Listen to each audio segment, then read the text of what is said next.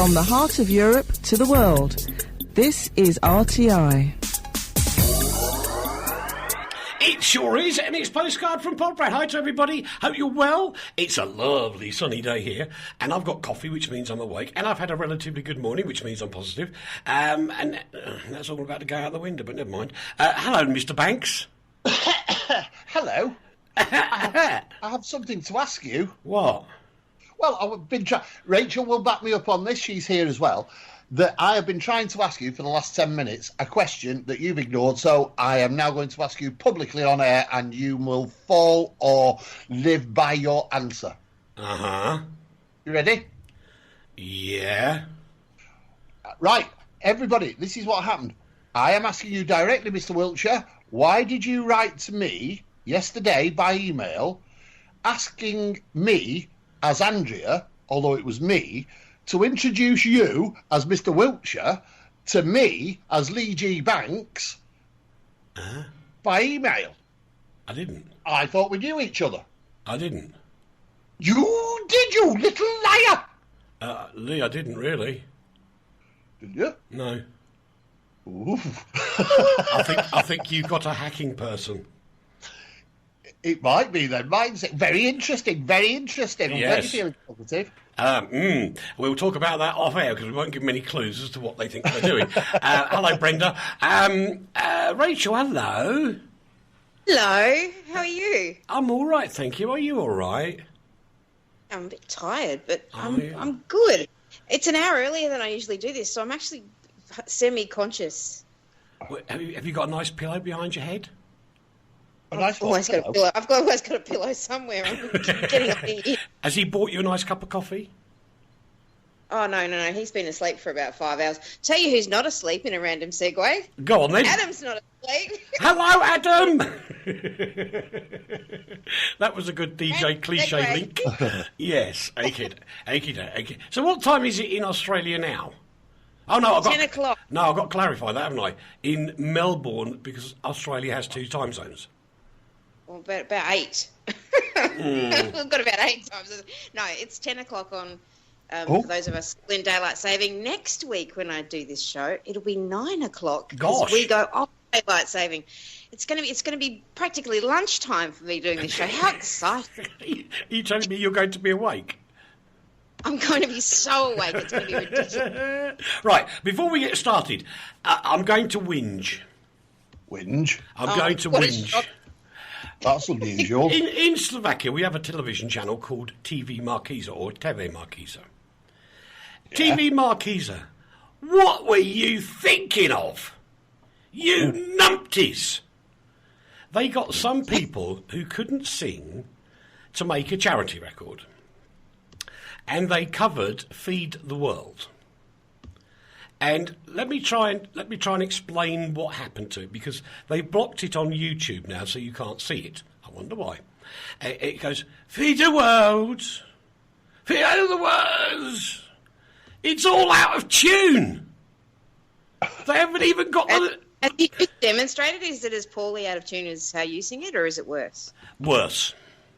Oh. It's awful. And there's this one voice on there where it sounds like a 120-year-old person who's not very well, breathing in oxygen and trying to sing. And were they doing Feed the World? Yes. Well, not very original either. No. About, what, 20 years out of date? And the worst bit about it is, I won't say the entire country of Slovakia, but a big chunk of it are up in arms angry because they did a rotten job. Terrible. Absolutely appalling. Oh dear. I know. Yeah. And what makes it even worse, actually, I think you'll remember this, Leigh. I'm sure you do. Yes. It was quite a few years ago now. We did a cover version of White Christmas. RTI made one. You remember? Oh, I do remember that, yeah. And who was singing on it? You. Yes, and Vlado. We did a duet. Of course. Yeah, you remember? And it was actually all right, wasn't it? It was. Yes, it was. I have to say it was. I can't be unfair. It was nice. You're nearly as bad as when somebody once said in front of Mrs. Wiltsher, actually said, "Gosh, he's got singing talent." And she went, "Yeah, right." Dave just commented, "Oh my God, you sing? I don't believe it." Oh, Dave Rhodes. I know. He reckons I use auto-tune when I'm singing. Oh, how callous, dear boy. How callous. Very rude of him, actually, wasn't it? Was indeed. And I've got one other little shocker for everybody, because I'm not sure if this is going to work, so I didn't put it on our primary list. If it works, I'm going to teach Leigh and Rachael how to cook Slovak food. Interesting. Are you going to do this on air with no preparation, with no ingredients, and no experience? But I am going to find a person if that person's there, and I'm hoping. I see. I'm hoping that somebody's about to pick the phone up. If they don't, it's going to be a bit of a damp squib, really. We'll have to try and do it next week. What it is, and I can't believe this. This is just lovely. Somebody's bought out a book of how to cook in Slovak. Yeah. But it's in English. That's interesting. Yeah, So it's isn't how it? to cook. You can cook proper food in with an English Gonna book. sit here quietly and not say another word. No, the call didn't work. I wasn't sure if it would have done this week, but I was going to cheat. Never mind. Is it a proper book? A proper book. I'll tell them to get in touch with the Consumer Watch Foundation. That's it. We've been on air 6 minutes and he's got a plug in already. 6 minutes. I was trying to be helpful to this listener. Right. Right, that's it. You're banned. You can't get your book on my site now because of him. It's his fault, whoever you are. Right. Sorry, young Miller. I'm Go sorry. on, you can. I'll let you on, but don't tell him. I love it. Let's get on. Move on, because otherwise... Yeah, I agreed. Dave says you're shameless, Mr. Banks. Does he know? He says that like we don't know. Yeah, right. I'm not shameless. I can't find my list, though. Well, what have you done with it this week? I don't know. I've thrown everything away. I've thrown that spurious email away. I've been looking for that, and now I can't find my list. Could you just call Andrea? What should I call her? I could call her a taxi. I could call her a car. Expert. Call her the IT department of Banks Incorporated. She's the it girl of the Village of the Damned. Yeah, right. We move on. Stand Up to Cancer co-founder and TV producer has died at the age of 63 after raising more than $300 million towards cancer research. I think that is a wonderful thing to do, and Noreen Fraser should be commended and given whatever posthumous awards can be given, to be quite honest. I think it's just a wonderful thing to do. That's a heck of a lot of dosh, isn't it? It is who was the journalist who died recently, Leigh, that also suffered from cancer? I can't remember his name, but I know exactly who you mean. Yeah. And to actually talk about an illness when you know it's going to be where it is. Hi, Mohammed. And know the end game, but have the strength and the temerity to keep going and raise money for other people so they don't suffer is just phenomenal. Absolutely brilliant. Brilliant. So can I just say very quickly that we have a story on the ConsumerWatchFoundation.com next week about an English girl, and now listen to this for being shockingly awful. She is 15 years or 16 years old, and she has to raise £1 million plus to go to America to have her cancer treated because Britain won't do it. Ridiculous. It was Steve Hewlett, thanks Dave, who was the journalist we were talking of. And well, let's get behind that campaign on here as well. Robert Day, the director of many a classic film, has also died. We'll let Leigh and Rach take this one. Well, he was just well known. He was one of the people, like in the 60s and the 50s and the 60s, became really famous for making films with Tony Hancock. I don't think Tony Hancock made very good films, actually, but The Rebel was pretty good. Other things, he made Two-Way Stretch with Peter Sellers. He was just a workaday, brilliant director. Tony Hancock. Tony Hancock. Tony Hancock. I mentioned that. I said The Rebel, didn't I, Rach? Yeah, but it's raining not in Tokyo. I have no idea what he's talking about. Do you, Rach? Anybody else understand that? It's raining not in Tokyo. Get off this frequency, dear boy. I'm taking an emergency call. It's raining not in Tokyo. Do you not know the amateur... What's in the coffee? Coffee today, Uncle Eric? That's part of the script of Tony Hancock. I want everybody who's listening to write in if they had any idea what he was on about then. well, there's quite a few said no, lost, or words to that effect's over. Very famous script. Look it up on YouTube. It'll be there. Tony Hancock, the radio ham. And he's trying to actually listen to an emergency call, and there's people butting in from all over the world.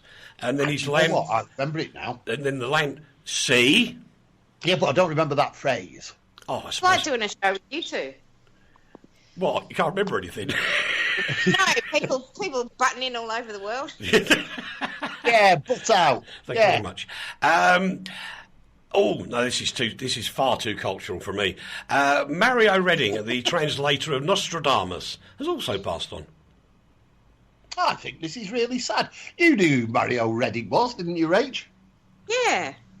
Yeah. Hang on. Let me just have a look to see if the nose is getting closer to the microphone in Australia.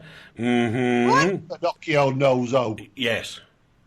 I can't. No, my drivers aren't working. I'm still on my phone.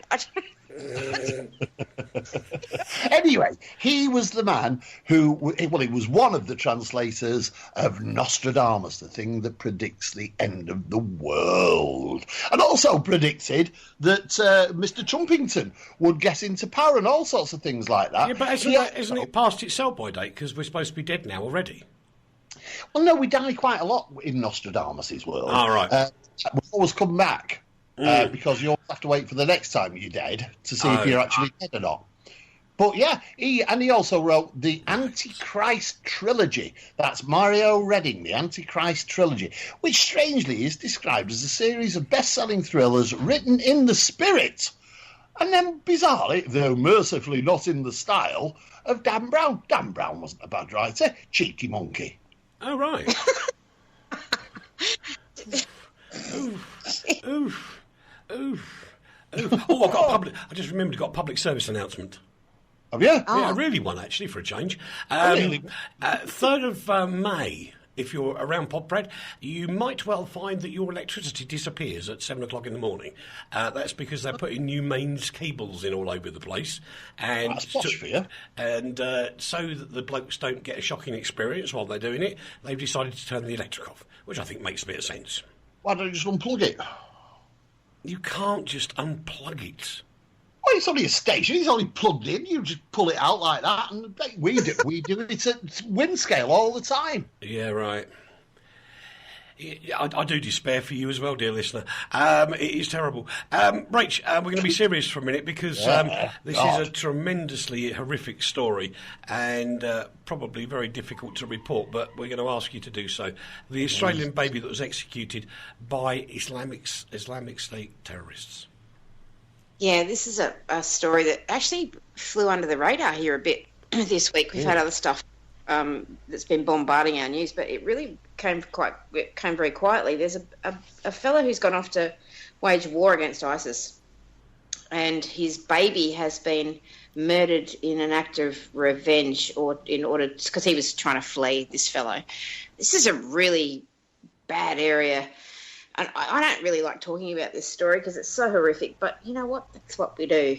There's new laws in Australia that our government passed to say that if you hold dual citizenship and you go off somewhere to fight with ISIS, if you try and re-enter Australia, you will be turned away and your citizenship will be revoked so that you can't come into the country any longer. It's only happened once. so far. And the fella didn't even try and get back in. He was apparently murdered. But, yeah, it's not... I think taking children over to anywhere that's in peril, in whatever name of sky fairy that you worship, is just a bad thing to do. And case in point, a very innocent child has lost their life before they were even able to make decisions about who they worshipped or who they didn't worship or what was right or what was wrong for them. What they wanted to be. Yeah, and that choice has been taken away, and I just think that irresponsible parenting at its absolute worst, but it's also just really bad behaviour for humans. Yeah, but absolutely. It's the thing that made... I'm really surprised. This story, like you say, Rachel, didn't make massive amounts of waves in the news agendas across the world. This is a Daily Telegraph report, so you can really trust it as a report. And they carried it. Now, what surprised me is the fact that it wasn't reported.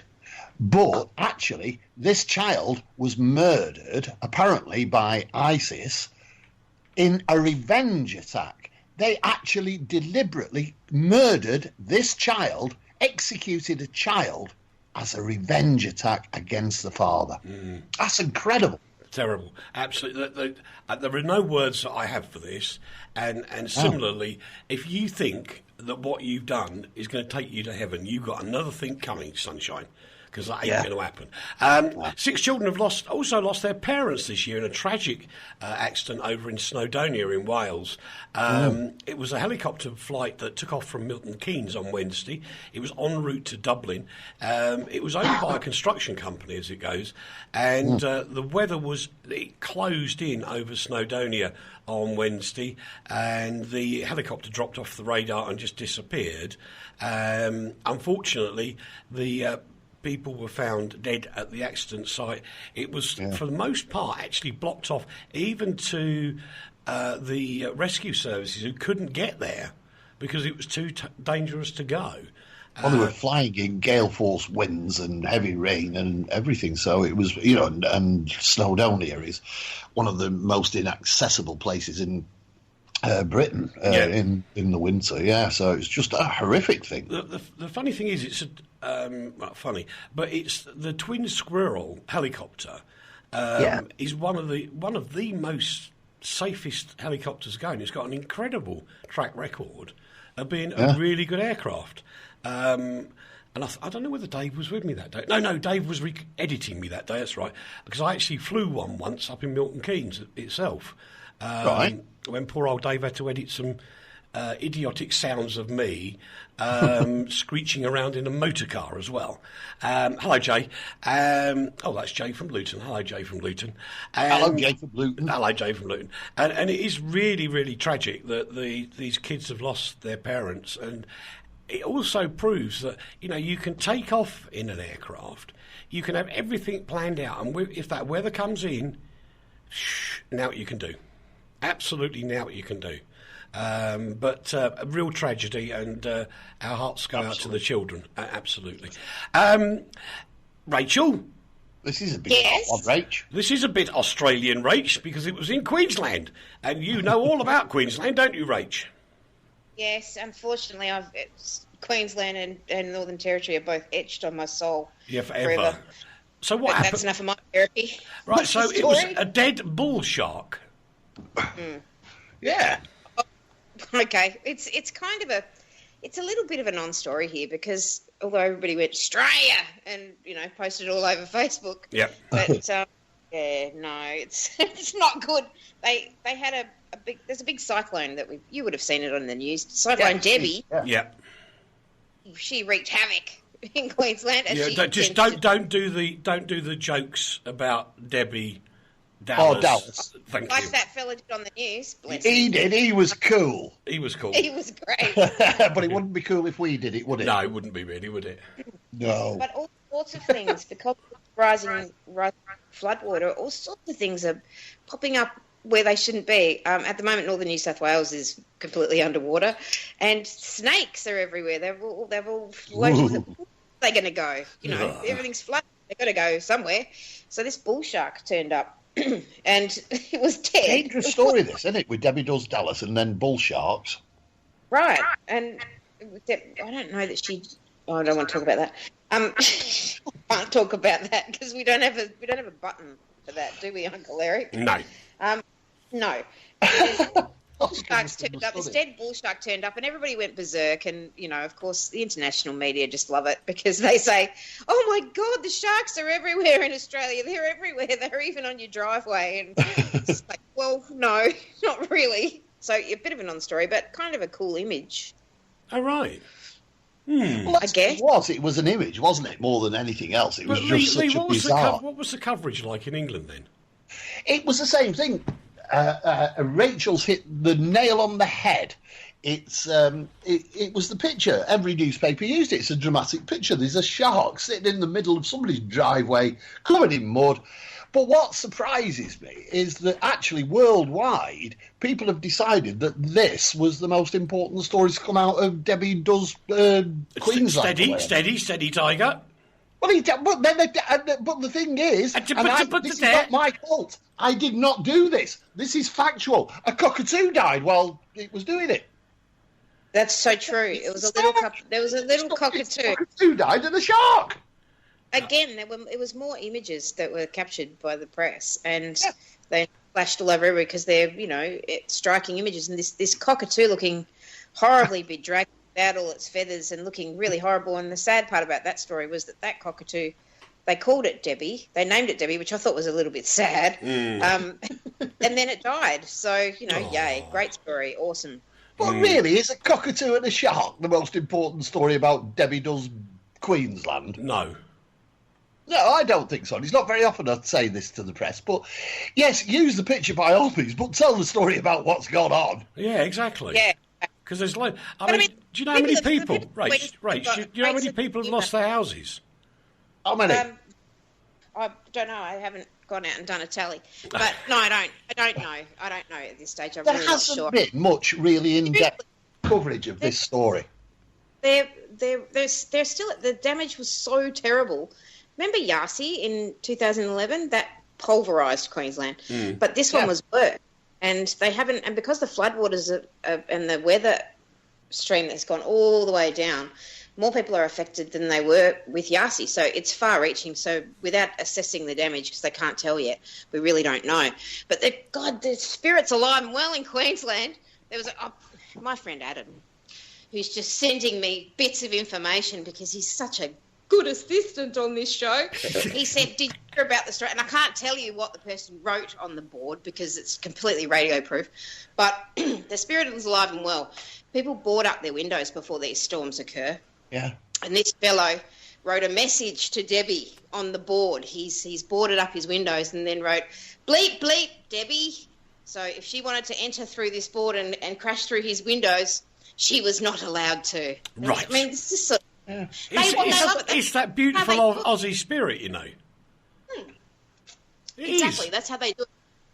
They're used to it. They're used to getting absolutely pulverised by weather like this. Weather events like are the norm. This was a bigger than norm, but they're used to it. So they just do what they always do. They get ready, they buy lots of beer, and then they sit in the bathtub. Don't blame them. Seems like a good idea to me. Is that why there's not been much coverage of it? Or was there a lot of coverage of it in Australia? I'm just wondering why we haven't really covered it. There was a lot of coverage, as always. I mean, our news programs in the morning that it was, really doing some damage, they were just non-stop coverage of this storm. But it was great to see, as traditionally in television broadcasting, they put the reporters out there who didn't have anything to hang on to and getting blown all over creation while trying to scream some sort of report into a microphone. Yeah. Just the most hilarious thing I've ever seen. Yeah, exactly. As usual. Right, we're going to move on. Hello to Express. You're not telling me that's actually it's spelt the same way as the radio station in Slovakia. Ooh. Well, if you're listening in Bratislava to a decent radio station, Express, that's wonderful. The press have been going a bit bonkers over here in Europe about the letter that Theresa May sent to Donald Tusk that was delivered in Brussels by Sir Tim Barrow, starting Article 50 off. And within the letter, there was little bits of, if you don't do a deal with us, it could be a big mistake. And if you don't do this, it'll do that. And if you don't talk to us, this could be, terrible. And we won't talk to you anymore about terrorism and all sorts of stuff. Do you know what? Very strange. Well, the pontification that has gone on has been second to none. It has been the greatest comedy story I've seen for years. Why? Why do you say it's a comedy? Absolutely hysterical. Because they're going, oh, we're going to do this, and we're going to do that, and we're going to do this, and we're... Now, I'm going to explain something. If you are one of 28 people in a club, it could be anything from a social club. Let's just say you're a member of a social club, and for some reason you decide to cancel your membership. At which point, you have no further say in what the club's doing. And the same applies to the EU. The 27 members that are left will decide what they think the terms of leaving will be. Because when the vote's taken, 27 will vote yes, 1 will vote no. You haven't got a veto anymore. Tough luck. And that's the way it is. So what you're saying is that we should just shut up and wait for them to decide what our future is, which is exactly why we leave, because that's what they used to do. I'm not saying you should do it, but I'm saying that's the reality of it. Because you can, it isn't the reality. Why? How can you influence something that you're no longer a member of? Well, that really is what every businessman has or should have, which is an exit plan. And all Britain's doing is operating its own exit plan. Yeah. It's saying this is what we want. But remember, we don't have to leave the EU even now, and Europe could refuse to let us go. So it's not it's not signed, sealed, and delivered in any way. We've got bogged down in all sorts of stupidity, like you say, where the inclusion of Henry VIII's executive powers to tweak over 1,000 laws to ensure they function properly after Brexit. What's Henry VIII got to do with it? Precisely. Yeah. And the other thing that nobody's picking up on is another simple issue. Some members of the British Parliament have said, unless we agree with the deal, we'll vote against it. Yes. Now, if they vote against it, there is still an option to revoke Article 50 and stay in the European Union. Absolutely. There is nothing organised at all. There is nothing signed, sealed and delivered, because if anybody tells me, and I'll challenge you, Leigh, go on, then. Tell me one thing that is currently confirmed that will be better after Brexit. Nothing. Thank Absolutely you. Nothing. Hurrah! Hurrah! But it's like having... I had a life-changing moment 19 years ago when I worked for a national newspaper, and things got to a situation where I felt it was untenable for me to continue working for them. And so I began a protracted way of leaving that organisation. Now, I'm contracted not to say who they are. It was part of the deal. I can't name them. And so I negotiated over a 5-month period an exit deal for me. I came out of that feeling wonderful. I was basically set up for life. I'd got a bit of income from it all, and everything was wonderful. And the organisation, who shall remain nameless, were really pleased to have got rid of me as well. So that worked out. But at that moment, it looked as if I was going to be out of work. I was going to lose home, I was going to lose my car, I was going to lose my dog, I was going to lose everything. But I didn't, because I made an exit plan and operated it properly. And that's what we're having to do now with Europe. I was going to say something rude about Europe, but I stopped myself. But the truth is, nobody knows. No, of course you don't know. That's the exciting part of it. There's no That's model. when the get-up-and-goers get up and go. Correct. So, please, will people stop saying it's going to be better or worse when the whole thing's finished? Because right now... No, I'm not saying it. You have every right to say what you think about this. This affects your life. You might be totally wrong. No. You interrupted my sentence, sir. Because I totally agree. Sorry. People have the right to speak about stuff. No problem.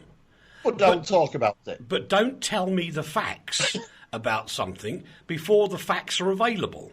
So you can't, as a fact, say it's going to be better or worse because you don't know what the facts are yet. But you wouldn't make any deal or do any decision-making if you looked at everything and said, well, I don't know what's going to happen. Oh, I better not do anything. I better shut up and wait to see what happens. It's going to happen whether you try and control it or not. And if you don't try and control it, it could happen without you noticing, and you're up the Gonga Pooch without a paddle. But why are people and the media pontificating about something they have no background information on? Well, because that's what people do. You can't isolate the media in this. People speculate. People say, oh, I wonder what's going to happen if that happens. Oh, what do you think will happen there then? That's exactly what this country and the rest of Europe are doing. They're chatting about it. Agreed. And people have the right to know what people are saying. Nobody's saying this is going to happen. There is experts. You've got to have experts. Experts are there in this world. You are a radio expert. I am a news expert. Rachel is a thespian expert. We are experts in our own fields, and we have the right to say what we want to say. Okay, but can you give me the facts? I can give you certain facts, yes. Certain facts you can give, but then you pontificate on those facts to find out what the speculation is business. This is my challenge. Give me one fact that is an absolute fact about the 3 years down the road when Brexit's completed. Well, there aren't really. Well, not real facts. There are practical facts that will happen, and you could talk about them, but they're boring. The interesting bit is to decide what you think is going to happen and try and work it out. This new. I agree. But this attitude that is permeating its way through society that, oh, well, we don't know what's going to happen, so don't yet writing about it. No, it's disgusting. It's disgusting to write about things you don't know about. What a load of rubbish. Life is speculation. You don't know if you're going to die tomorrow. So talk about what your future is. Talk about where you can go and what you can do, and that's what we're doing over Brexit. Well done, everybody! The Gospel according to Leigh. We'll be back after the break. RTI.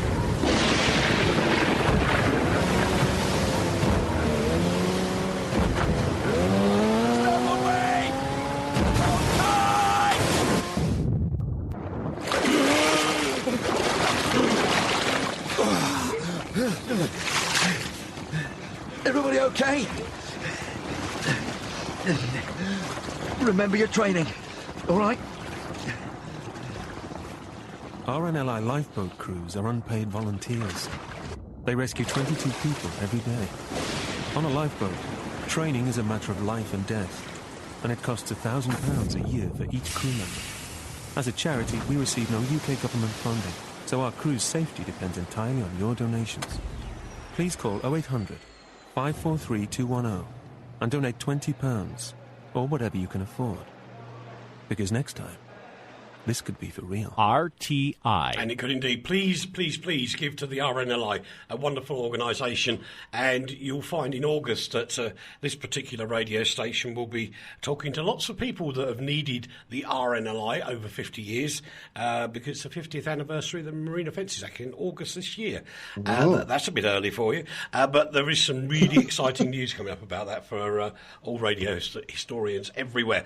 We say goodbye to a beloved son, brother and friend. The band's mates were there as well, as after an awful long time because of autopsies and stuff like that. At long last, George Michael has been laid to rest.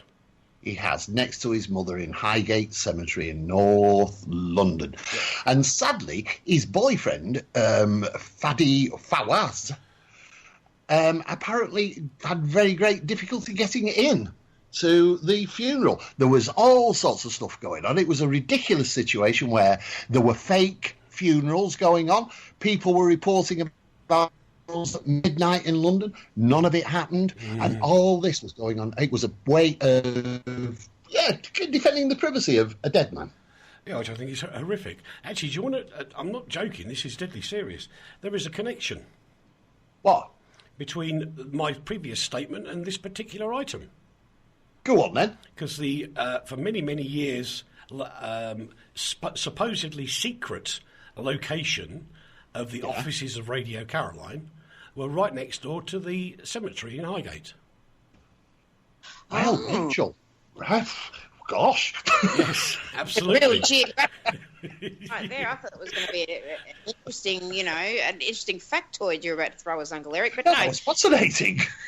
I lived next door to a shop and I was hungry once. That was great. I lived next door to All you sarcastic lots! No, there's a pub next door to me, and that's inextricably linked to my hangover.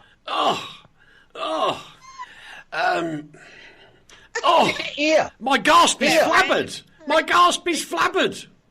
While you're talking about radio people, here's some news for radio people. Uh-oh. You ready? Yeah. Yep. All you radio people who love the history of radio, who remember Caroline and Luxembourg and Laser 558. Yes. Is that right? Yes. Next week on ConsumerWatchFoundation.com, there is a review of a new book on Laser 558. Oh. That's 3 already today. Public information broadcasting. It was shame. That was totally shameless. I'm gonna have to build a piece of technology, you know, What? to filter out the word. The word he dare not say. That's the one. Hope she wasn't blonde. A stewardess has helped land a Boeing 737 bound for Mallorca with 195 people on board after the co-pilot passes out. I know. Do you really need 2 people to fly a plane? Yes. Why? Because the Passes it. no, because the checks that you need to do before landing require both sides of the cockpit to execute them.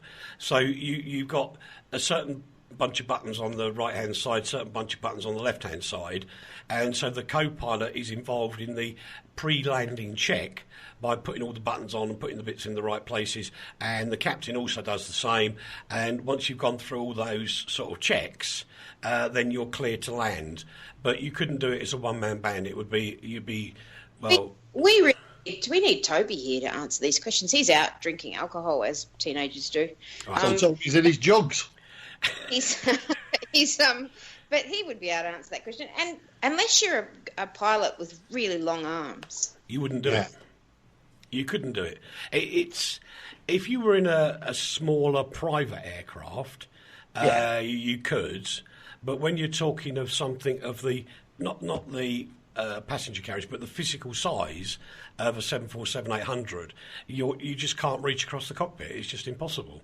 So you need somebody else to be your assistant when you land. But was she trained? Well, she would be trained to do this, wouldn't she? No.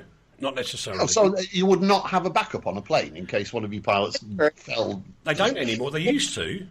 Yeah. normally you have 2 go down at once. Like that wouldn't happen. Well, it'd be 3 because the plane would go down as well. Well, that's true. Apparently, Mr. Banks, you're totally shameless.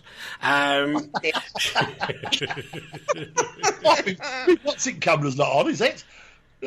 Well, the if you take the CAA, which is the Civil Aviation Authority, they will say to you that a commercial aircraft can be landed by one pilot.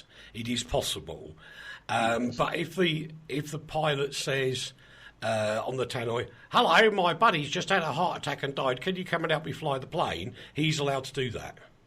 Yeah. He's allowed to do this thing, isn't it?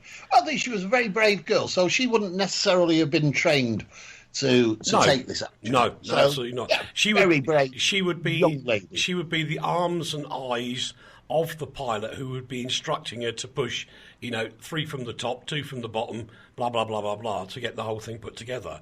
And it would depend on how good he was at describing what's needed to be done. And that's the way it is. Was he a communicator? It all hinges on that. Absolutely it does. So hats off to Jan Hilrich. That was the spokesman. Spokeswoman, sorry. Got that wrong, didn't I? Never mind. We'll get there in a minute. But anyway, congrats to this young lady who took the helm, or part of it, to get the plane down safely. And it was a TUI flight as well. So good stuff. And there was actually no incident, nothing was compromised, everything just worked smoothly. I don't think people even really knew, did they? No, they didn't. Have you Nicely done. Well done. Have you ever flown a plane? Me? I'm just trying to remember. Have I ever flown a plane? No, but I've been in a helicopter without any doors on it. Yeah, but have you flown it?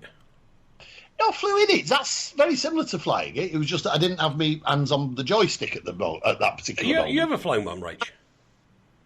Oh, no. It's very difficult to get me on a plane at all. It's only for very special occasions, so I wouldn't be flying one. Oh, no, it's the most wonderful feeling. It's brilliant. I've flown a glider. Those living to a ripe old age, that's a great feeling too. No, it's just something rather spectacular about it. Have you been parachuting? Yes. Oh, that's good. No. Again, if you're going to get me in a plane, I'm not going to jump out of it. I didn't say I jumped out of the plane, though. That's terrible. What did you do? You went parascending? No, I was the co-pilot on the plane. And they took you out? No. So you've never jumped out of a plane? No, I've been parachuting, though. Because there was How did you do that without jumping out of a plane? Because there was about six idiots behind me that jumped out the plane. So you had to go first? No, I didn't get out at all. I let the 6 idiots get out, and I stayed in a very perfectly serviceable aircraft and landed with it. So, ladies and gentlemen, boys and girls, and everybody else who listen, more fake news from Mr. Wiltsher. Oh, Anab's got here. Hello, Anab. Hello. Of all the announcements, this would just freak me out. Of all the announcements you could ever wish to hear on a flight communication system, it would be, there's a plane on the Snake loose. I can't even say it properly because I'm so vernous that I can't even say nervous properly. But I know. What if you found it in a crisp packet, Snake and chips? I tell you, honestly. Oh no! God. It's just really. Oh, it's horrible. It sounds horrible, isn't it? I couldn't even watch that film, Snakes on a Plane. No, I can't. Honestly, I can't. Would you have jumped out of this plane if somebody had announced that there was a snake? No. Would you have? No. I wouldn't do that. But I do remember the nasty people at Discovery Channel. Yeah. Who found out when they launched Animal Planet in the UK that I had a phobia about snakes. I was just going to ask you about this because I remember this. And they found out, and my daughter still has the picture of this enormous yellow and white python thing that they put round my neck. And I could feel its muscles squeezing me. Oh. As it was so big it would have touched the floor each side of me. Head one side, tail the other. It was giant. I mean, it felt like a couple of lorries on me back. If it had hit you? Well, yeah. It'd have spit you out, you'd have been all right. That's true, yeah. You know what? I think I was about 22. I went on a date like that. Yeah, I can imagine. No. Actually, true story, I was babysitting for somebody once, and they had a vivarium, and the snake got out. And I vividly remember it to this day. I phoned said person, the snake's got out! The snake's got out! Go home now! The snake's got out! And they went, what? It's only about I once got chased out of a pub. It became a joke. Like, we'd take animals down to the pub and just chuck them in through the door, like, you know, a rabbit or a hedgehog or something like that. And they had a snake in a tank. And I walked in the pub because I thought the joke was over by then. And they got the snake out and started to chase me with it. It was like a cartoon. There was just a hole in the doors when I went through. You just reminded me of that joke. Which one? What about the duck in the pub? What's the duck in the pub? The duck goes into the pub and he says, got any bread? No, we don't do bread. Have you got any bread? No, we don't do bread. Got any bread? No, we don't have any bread. If you say that one more time, I'm going to nail your bill to the bar. Got any nails? No. Got any bread? Can I do my duck joke then? Oh, go on then. Right. There's a knock at the door. This little boy runs upstairs, says, Mummy, there's a man at the door with a bill. She said, don't be stupid, it must be a duck with a hat on. I'm sorry, Peter S. I didn't mean you to hear that, but there you go. The first lineup of Glastonbury has arrived. Right. That's disgusting. How can you have Katy Perry and Biffy Clyro at Glastonbury? It's supposed to be the bastion of hippydom and excitement and all sorts of defence. No. It's supposed to be a music festival for young people. Well, why have they got Barry Gibb on then? Because you always have when you like it's like when you have all these backslapping events thingy awards thing. You always have to have the ones at the end that get the gong for being the bloke who's wore his hair longest for long. Radiohead. Yeah, that's probably the same. Yeah. Foo Fighters and that knob Ed Sheeran. What's he doing there? This place should be shut down. Oh, he's only upset, boys and girls. He's only upset because Bob Dylan's not there. Because he's in Sweden accepting his prize. I noticed you took our Bob Dylan story out. The Bob Dylan story on the ConsumerWatchFoundation.com is doing incredibly well. People are interested. They're not interested in stupid Ed Sheeran. I think Glastonbury's going to be actually rather good this year with young people playing to young people instead of... talentless idiots. I've got to stop you for a second. Why? And just tell you, Adam's been sending me messages on Facebook. And he's Googled images of duck with a hat on. Oh, God. It's all over the place. But Leigh, you've got to admit there'll be one improvement at Glastonbury this year. What? There'll just be more room because there'll be less bath chairs. Well, there's also that's just rude, isn't it? I think that's unforgivable. I think you should be taken to task on that. All right. Rock and roll music. This thing that was set up 30 years ago by Ted Eavis or whatever he's called was about the best in rock music and progressive music, not about Ed Sheeran. You might as well have Daniel O'Donnell there. Can I step in as voice of reason just for Yes, once? Yes, please. So I think they're playing to a demographic with these festivals. Yes. And that seems to make a lot of sense because they want to make money from them, right? So the idea is to get as many people as they can. They play to a particular demographic, and then they're going to put the artists on that those people want to see. Yes. So...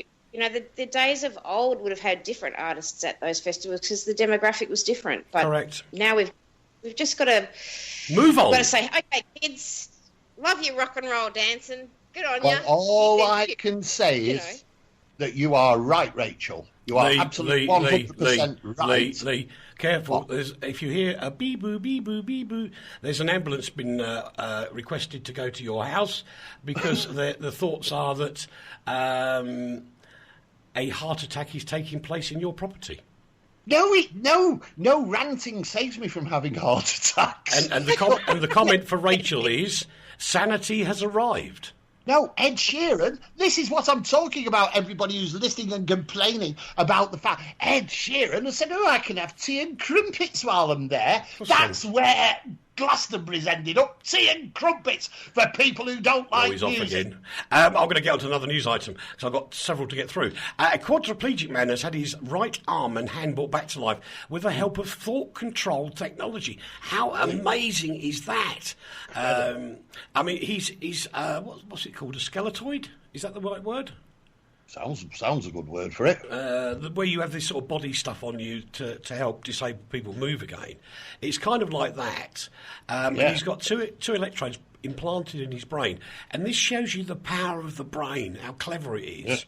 Because he's taught his brain to rethink everything and effectively send these signals to his arm and his hand to enable him to come back to life. Now, this guy was a quadriplegic. That's that's his whole body, all limbs not working. And it's just amazing what the technology's doing. And I have to say, and this is not a rude thing, I once went to Stoke Mandeville Hospital in the UK where they treat people like this. And there was one young lad, he was so proud, this guy. And I couldn't... I was slightly naive, I think, because he was there with his wife and a I don't know, a year-old baby, I guess. Year-old baby. Yeah. So, like an idiot, I said to him, so what happened? He said, I had a motorbike accident. And when did you have that? About 3 years ago. And then my brain froze for a minute. I'm thinking, 3 years ago, can't move, 1-year-old baby, what's going on? And he looked at me and he said, I got it, it's all right, don't worry. And he was laughing at me. And he said, come here. So, what? And he showed me in his left side, under the skin, was like a small box, actually embedded in his skin. And with this bit of this electrical dip, he could touch it. Yeah. It would start it off, and it would allow his gentleman bits to work. I've heard about that. Yeah, and it did, and because of that, he had a lovely little girl. She was so cute, apple of Daddy's eye, and it wouldn't have been possible if it not were for the genius of Stoke Mandeville. I think it's just amazing, absolutely amazing. There's a rock star whose name completely escapes me. He's not actually been a rock star for a long time now. And I think the band he was in is Whitesnake. But forgive me if it isn't Whitesnake, if I've got the wrong band. He had his plectrum hand crushed at a concert by accident.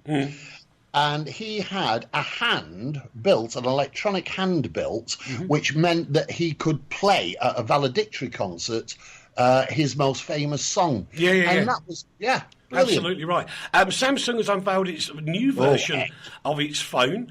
We've already had all the people going, the last one blew up. If you really think Samsung are going to release another phone where it catches on fire, you're having a laugh. Downside...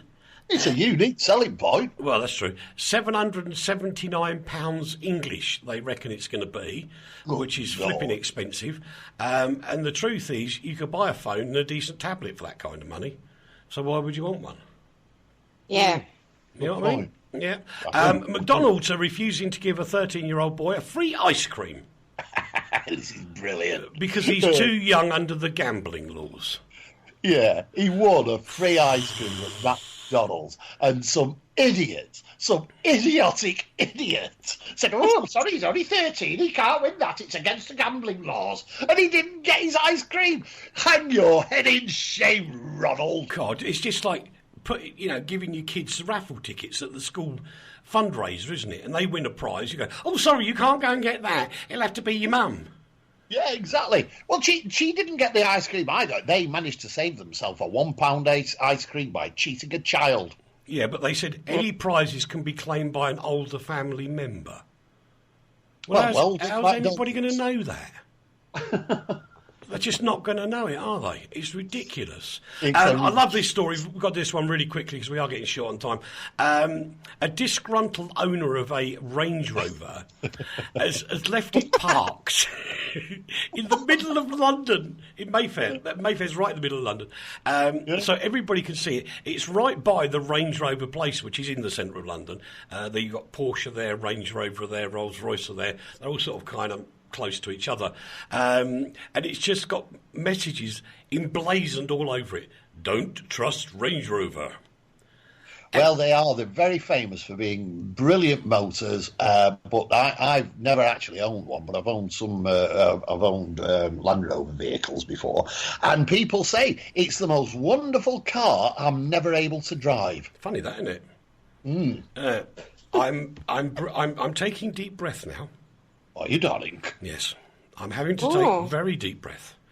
I need my yoga teacher here at the moment to calm me down. Or boo-boo. Do you need yoga or boo-boo? Because under the new charter for the British Broadcasting Corporation...